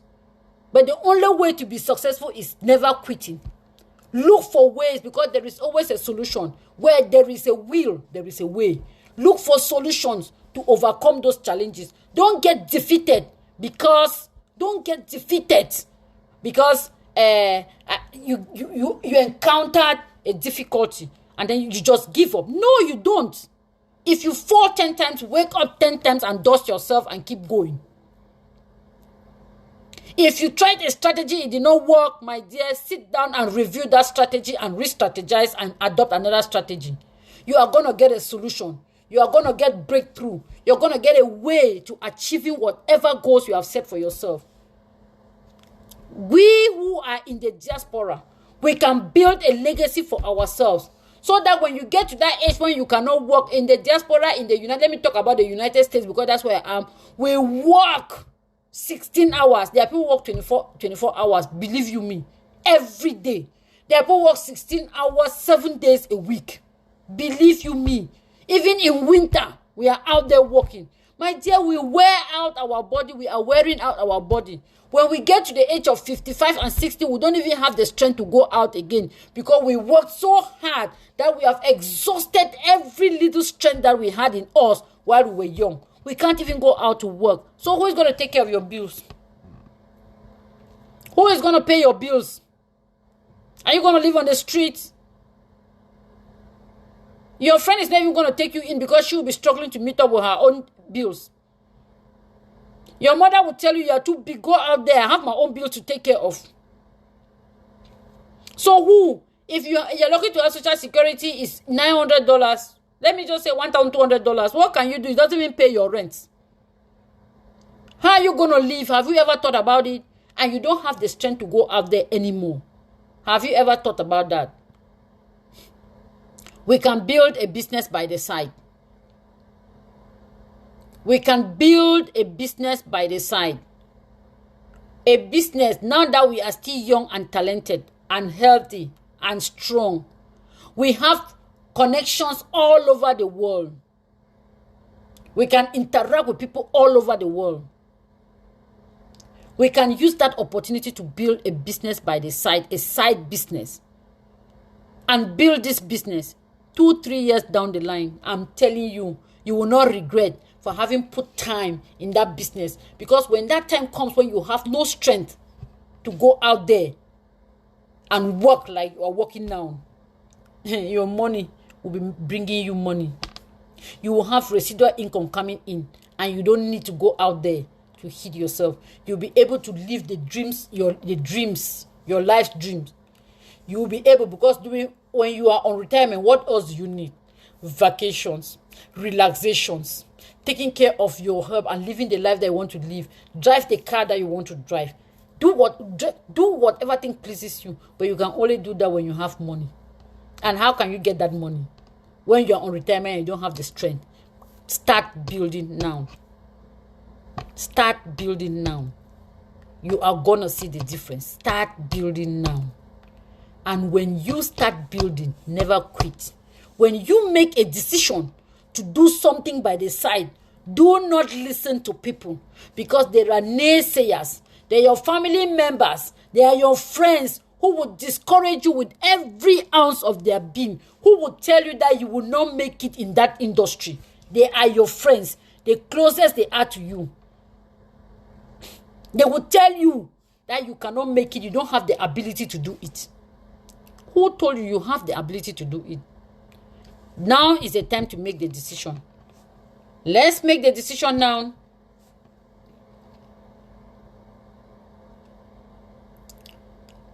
Yeah, Linda said. Yeah, my friend, Susan, thank you so much. Teko, thank you for joining me.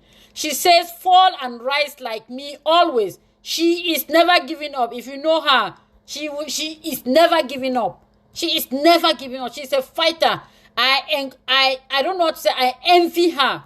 I'm telling you. She's one of the people who spurred me very much in this business. In business in general. I saw her zeal. I saw her energy. I saw the way she worked hard for everything that she was doing. And I admired her from the background, and I will not tell her that that's what I'm doing. But I kept working with her, and I keep calling on her. Please, I need your advice, but she doesn't know why. I need you to put your hand in this thing that I'm doing. Please come in. She doesn't know why. She inspired me so much. That was somebody. It's a small sister. Oh, that's my small sister from Seka. Small sister. But she inspired me, which means that age has nothing to do with with learning or with process. Or age is insignificant. She is a small sister from Seka. Small sister. She did not even meet me in Seka. By the time Susan came to Seka, Teko came to Seka, I had left Seka. But she inspired me. She inspired me. She's a go-getter. And those are the kind of people. It's just that I've been trying to talk to her. She's busy. I'm going to invite her on my platform one day to come and share her experience with us. So fall and rise, and you will see yourself doing marvelous things. Believe in yourself. That is the one thing that she has. Self-confidence. and believing in herself that she can do whatever thing she sets out to do. And those are the things that we are looking for in women. And we are also encouraging women. And we have those things in us. We just need to bring them out. We need to unlock them and bring them out. We need to just change your mentality a little bit and feed them with what is supposed to be and feed these values in them. Just reawaken these values in you, and you'll be marveled at the exploits that you're going to make. And Linda, my junior sister Linda says, I hear this testimony from many women. When you have an idea, your husband doesn't jump up straight away. But when money starts coming in, they start believing. Exactly. When you have an opportunity and an idea you want to develop, your husband is going to be the first. No, I don't trust that thing. I don't believe it. They don't support you. They don't support you at all. That testimony is a testimony that we have heard over and over again. I'm happy that Linda too is testifying here that that's what she's been hearing. They are going to discourage you. But when money starts coming in, you will see them. I'm telling you, when money starts coming in, your husband will start going out and supporting you in that business. But the bad thing is that when you do that business, when you engage in that business and you fail, the man is like, I told you that you should not do that thing. It's not encouraging. I don't want you to do that business again because you always fail. No, you can fail and rise before you rise. How many times did Joe Biden run for the presidency? Joe Biden was a senator when he was 27. How many times has he run for the presidency? When did he become the president of the United States of America? Because he never gave up. He believed in himself. He had a goal. He had a dream. If he failed the first time and told himself that I'm not going to do that thing again, he would never have realized his dream of becoming the president of the United States of America. So when you try and fail and your men will shun at you, I told you that that thing was not going to succeed. And if you don't stop that nonsense in this house, this marriage is not going to work, my dear. You have to let them understand that there is no journey that is smooth. Even the road to heaven is rough. It is not smooth. So if you fail, don't let them discourage you. Tell them, I believe in myself. I failed in this, but I'm going to do corrections.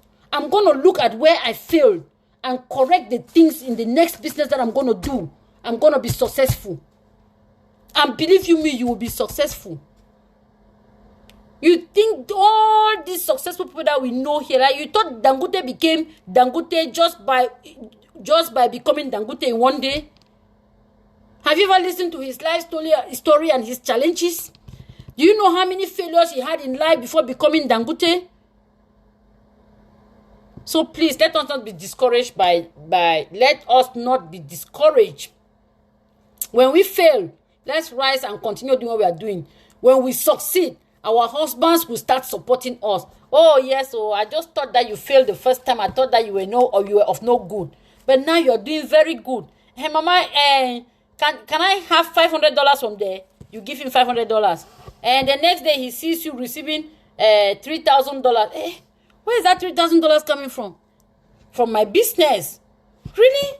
That's your business? The other day he sees you with $700. Where did it come from? My business. That your business is bringing money. And you just sit at home and talk. And it's bringing money. He starts now. Okay, tell me what is it? He starts telling people, hey, my wife is doing some business. I don't know about it. Call her. She's going to explain to you better. But that business does very well. Maybe your wife can also do it. They go out there and start selling the business without even knowing what the business is all about because they have seen the success in it. But they need to see it. So let us not give up. Let us not give up. Thank you, Vivian. Thank you.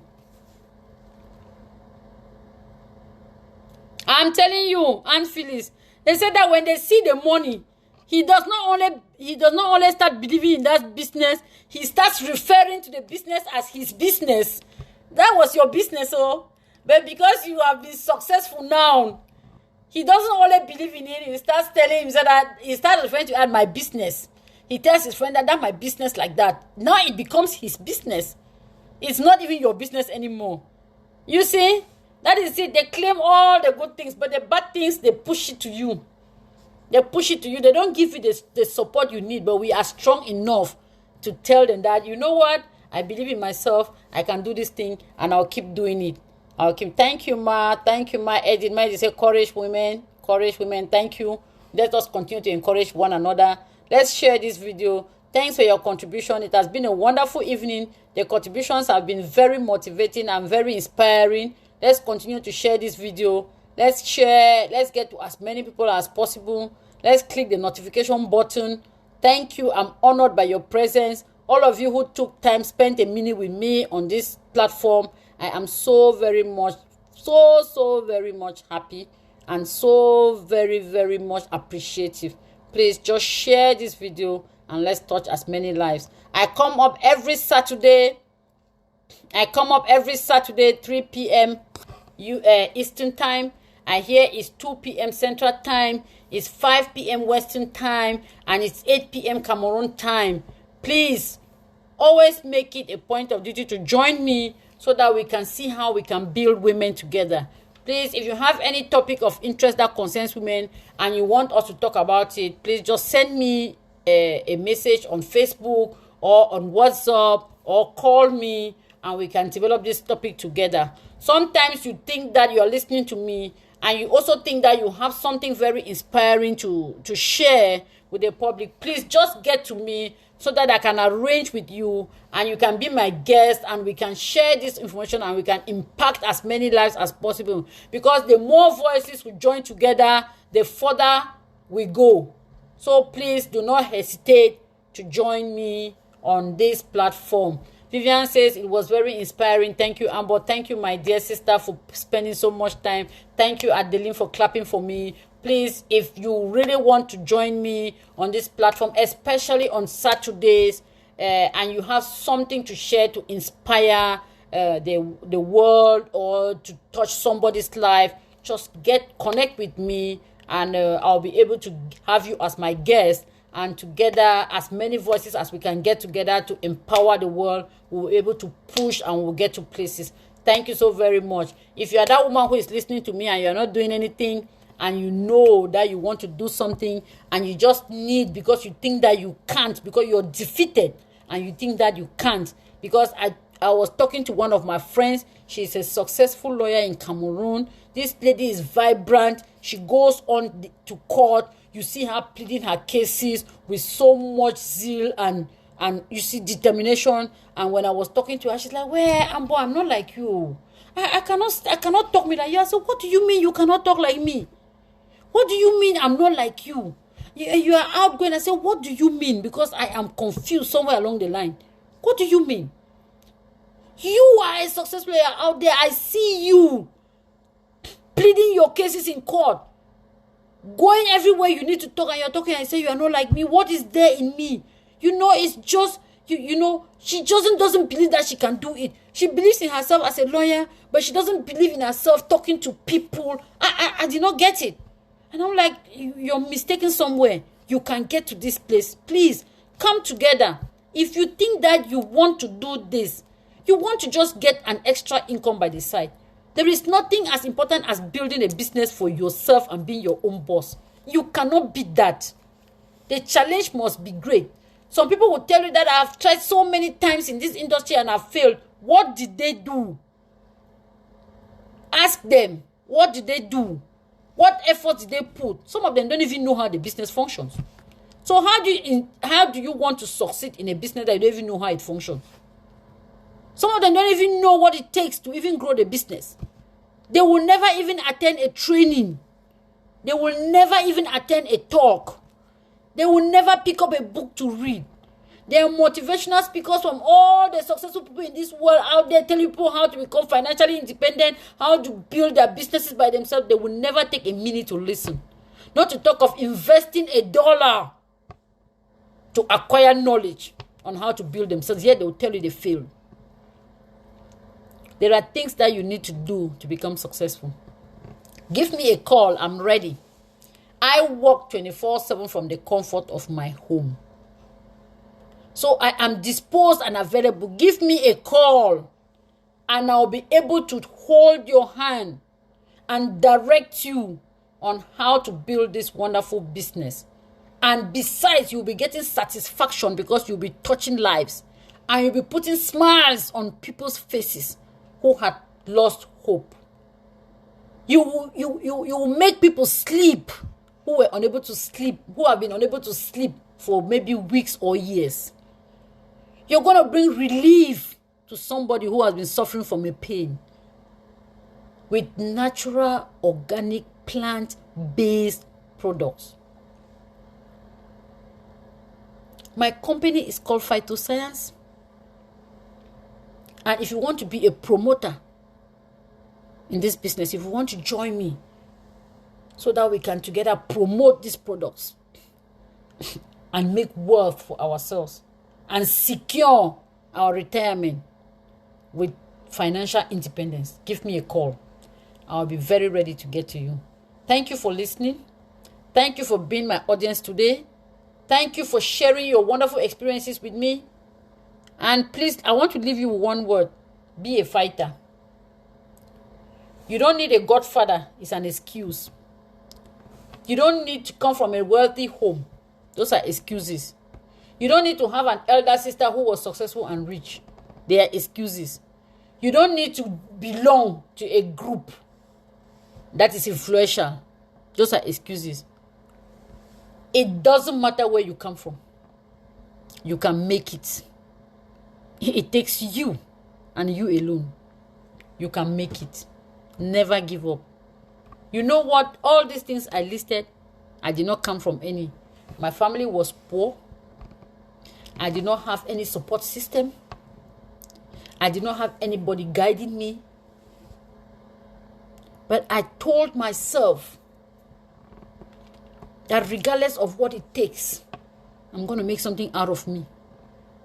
I kept working. I like to share my story anytime I'm talking because I like people, because you will never know who gets inspired by your story. I went to school. I depended on friends. Some of them are listening to me now like this. They are there, my friends. I depended on them for so many things through my school years. I depended on them. When I was in university, there were days that I went by 3 days without even, kowata gari and sugar I did not have to eat. But I was bent on going to school, no matter how hard the situation was.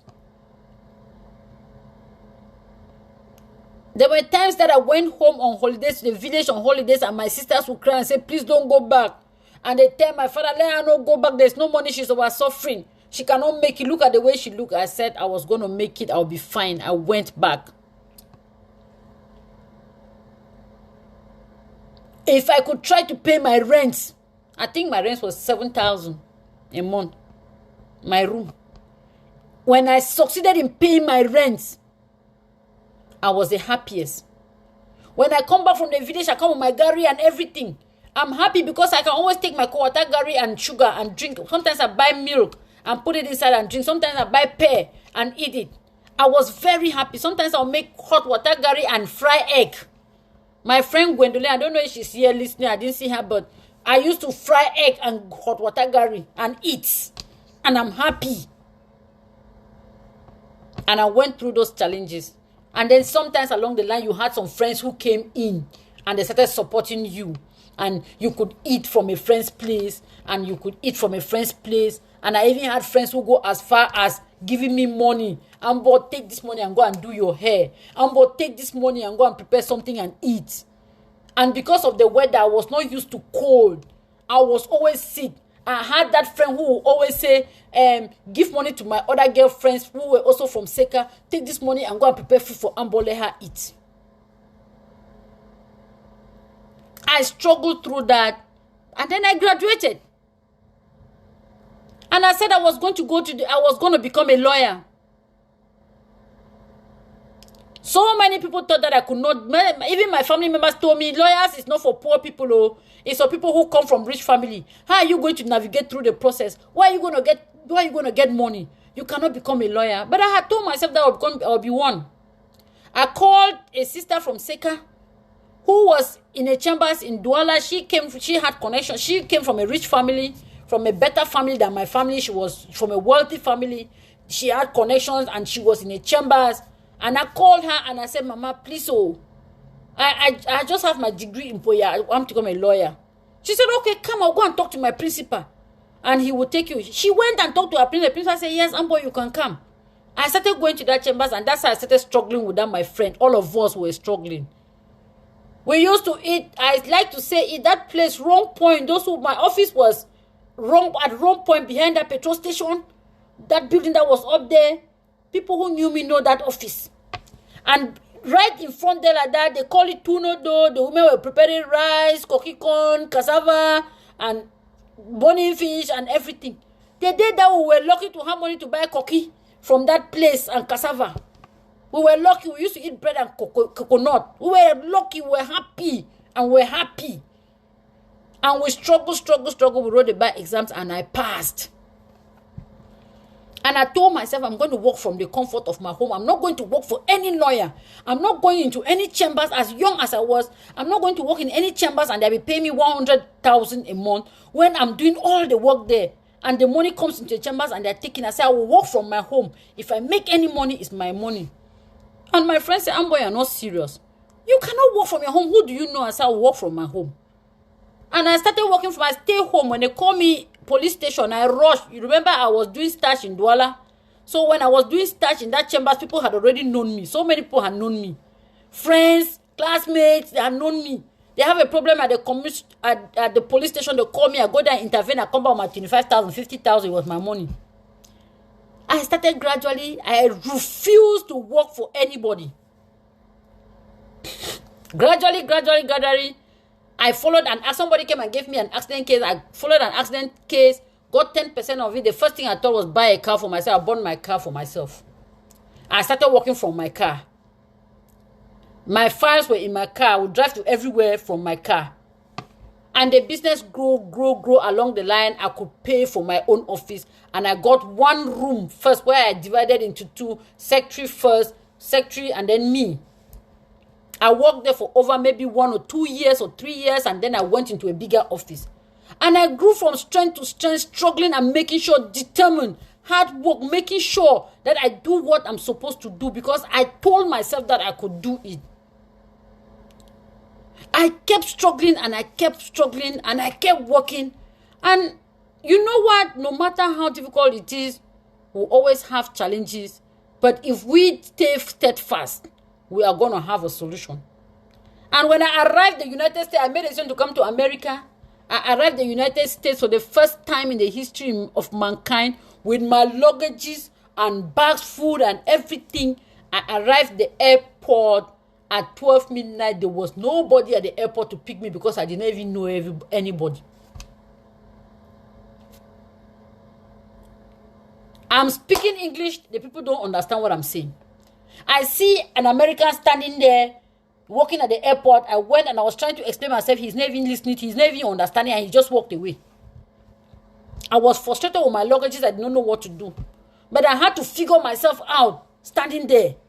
Because you don't loiter there. And I was not seeing myself then putting me back in a plane and sending me back to Africa. What was I going to do? Wasted that money and time. Yeah, my chambers were still open. Yes. But I would have wasted my money, my time and everything.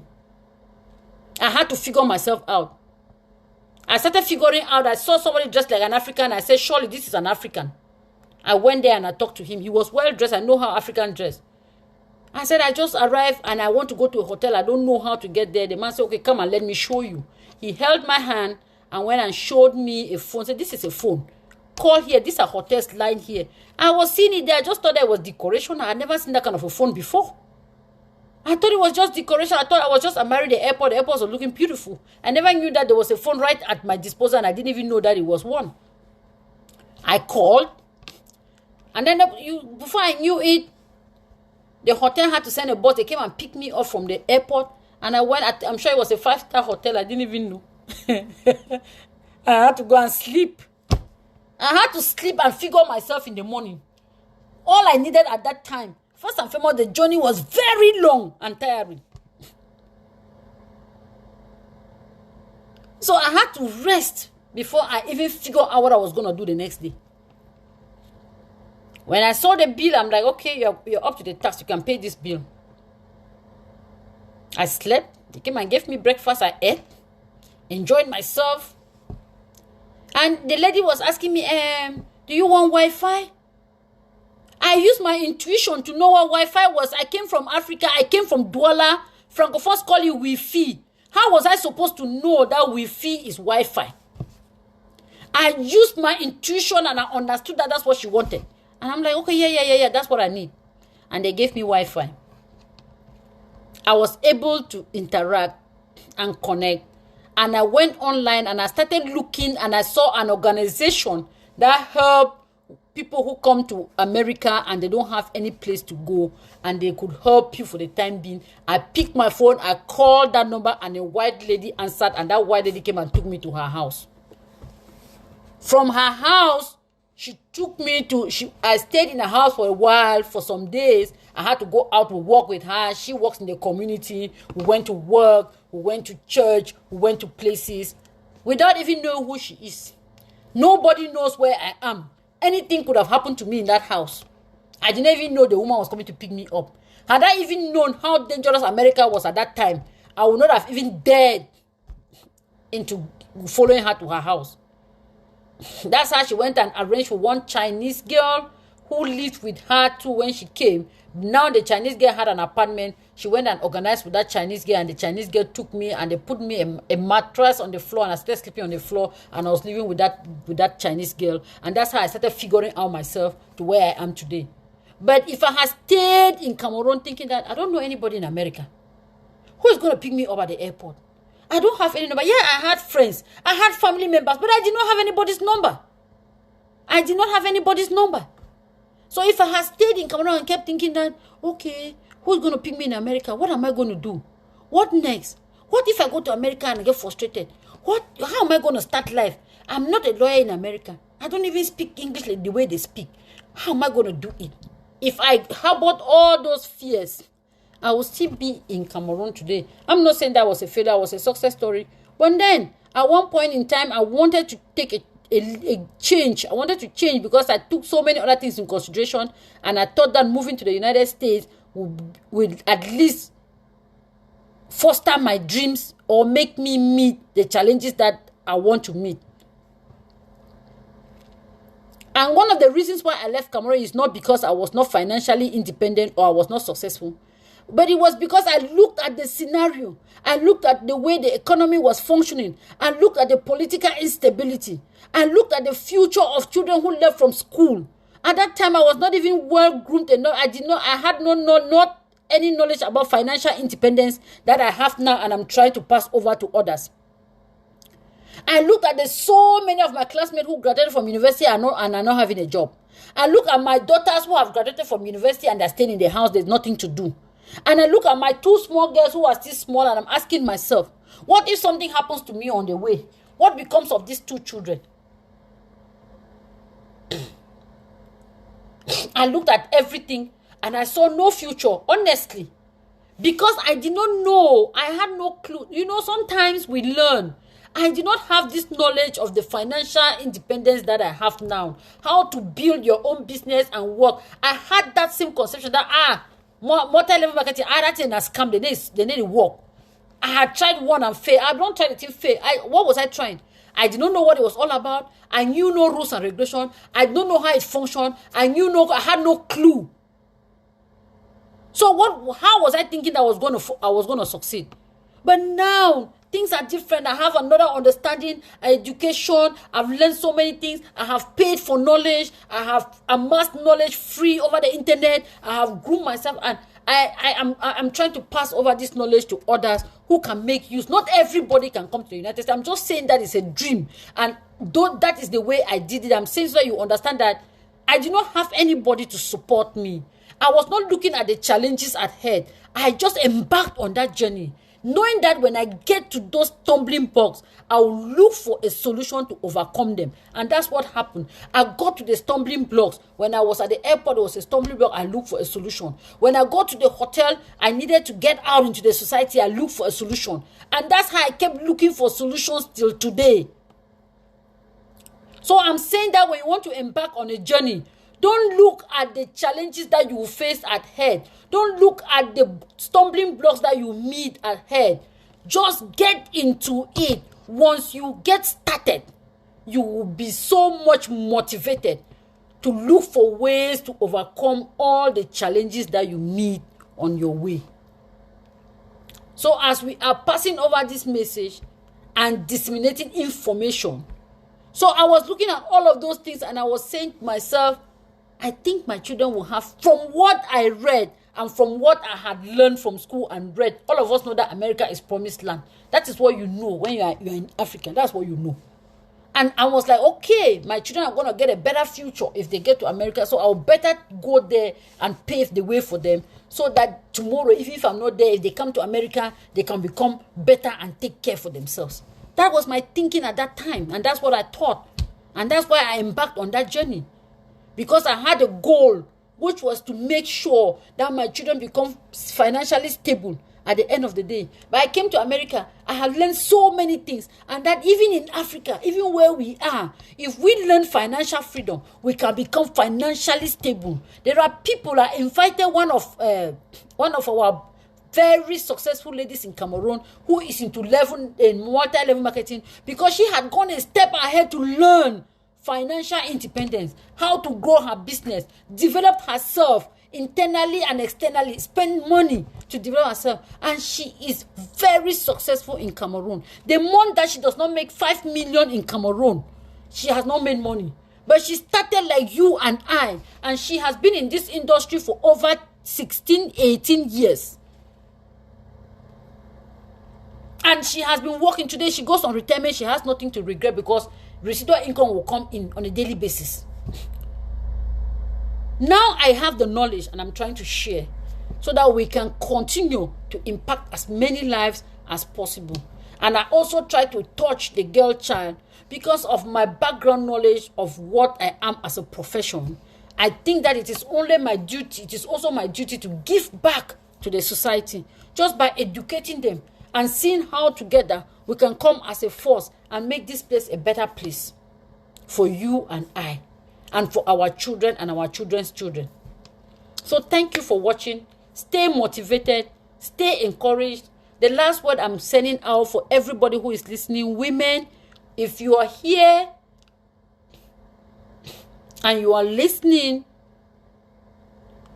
come out from your comfort zone. Unlock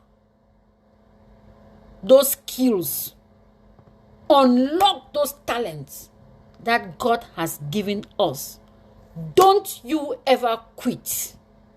And let's keep fighting. Let's keep working towards building ourselves and becoming a better person tomorrow. Thank you for watching. I do so much appreciate your presence. Please click the share button. Click the notification button so that when I come up, you are notified that I'm up. Continue to join me on this journey. We're going to be sharing so many things. And at one point, we'll start sharing gifts to those who are fervent supporters of this platform. So join me. We'll start sharing gifts. And those gifts will be shared in a way that whoever benefits is going to make good use of it. Join me. Let's build a society that is better, that is rewarding, that has created an equal opportunity for women and men on planet Earth. Join me. Let's forge ahead and make our voices heard. And join me.